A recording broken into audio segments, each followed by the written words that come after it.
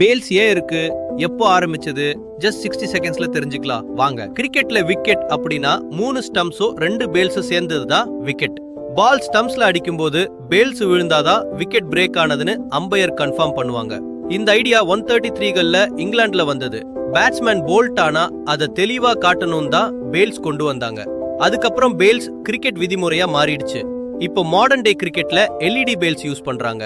இதுக்கு பேரு ஜிங் கிரிக்கெட் விக்கெட். இந்த டெக்னாலஜிய ஆஸ்திரேலிய இன்ஜினியர் பிராண்டே எக்கர்மான் தான் உருவாக்கினார். முதல் முறையா 2014ல பங்களாதேஷ்ல நடந்த ICC T20 உலக கோப்பையில தான் இதை யூஸ் பண்ணாங்க. பால் ஸ்டம்ப்ஸ தொடும்போது பேல்ஸின் LED எரியும், அம்பையருக்கோ பார்வையாளர்களுக்கோ தெளிவா தெரியும்.